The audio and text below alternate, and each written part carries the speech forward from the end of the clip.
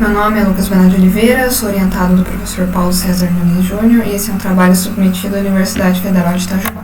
O título é Entre as chamas do passado e do futuro, os monumentos bandeirantes e o embate de memória em território paulista. Do que se trata o artigo? A gente pensa no fogo, com a sua dualidade e a sua simbologia, para tratar movimentos sociais relacionados aos monumentos bandeirantes. Então, quando a gente pensa na estátua de Borba Gato, o que esse fogo nos traz, né? Então, alguns pesquisadores dizem que a escolha de monumentos ela não é inocente, é uma escolha do que e de quem deveria ser louvado, relembrado e homenageado. No caso de São Paulo, a gente tem um estado que possui fortes laços com os bandeirantes. E isso surge de uma demanda identitária, de como São Paulo queria ser visto frente a outras regiões. Então, a gente tem 4 pilares principais da pesquisa: memória, território, patrimônio e poder. São 6 patrimônios escolhidos, 4 estátuas, 2 vias. Aqui estão todos eles, e o único que não está na capital paulista é a estátua do Iaguara. O primeiro capítulo do referencial teórico, ele trata do mapeamento não exaustivo dos monumentos, onde eles estão, quem encomendou e quem são as figuras contempladas. Para isso, a gente utilizou sites oficiais, biografias, artigos e registros historiográficos. E a gente se atentou bastante aos adjetivos utilizados nesses sites. Desbravadores e descobridores, por exemplo, aparecem com muita frequência, reforçando aquela ideia de epopeia bandeirante, né, de narrativas heróicas.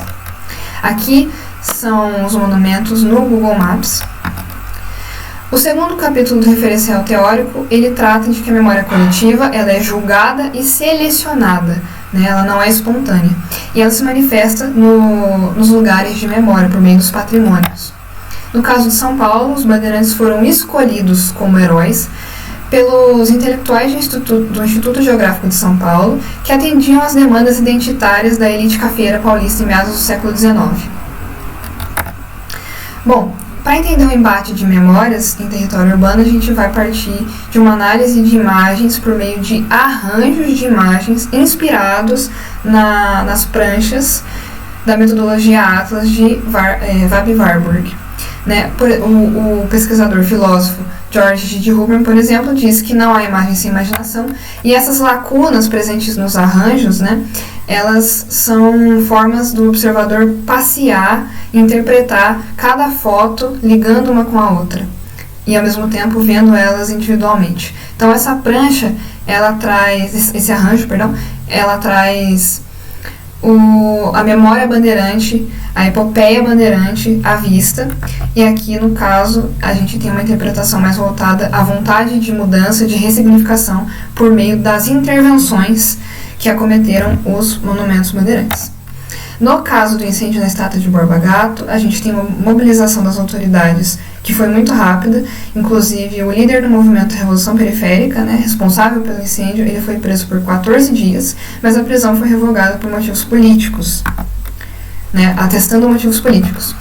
Então a gente tem que a ressignificação e a busca por contextualização é algo que está sendo muito frequente e há uma demanda por novas formas de contar a história. Quando a gente pensa no simbolismo do fogo, a gente pode colocar duas situações diferentes. O incêndio na estátua de Borba Gato mobilizou muito rapidamente as autoridades, que inclusive a Guarda Municipal reforçou as rondas depois do fogo.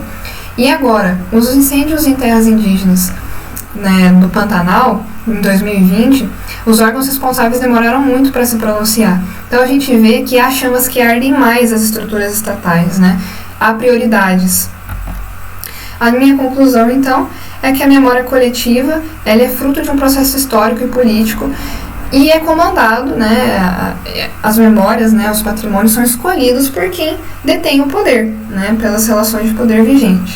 E essa memória coletiva induzida, então, ela é traduzida e materializada nos patrimônios dispostos na cidade, e esses patrimônios eles estão em territórios centrais das cidades, né, espacialmente centrais, enquanto os grupos que não satisfazem o padrão identitário imposto por essas figuras contempladas nos patrimônios, elas são geograficamente excluídas dos centros das cidades, segregadas, né? Então essas são as minhas referências. O trabalho é muito mais extenso do que foi apresentado aqui, mas eu espero que tenha dado para entender a essência da minha pesquisa. Muito obrigada.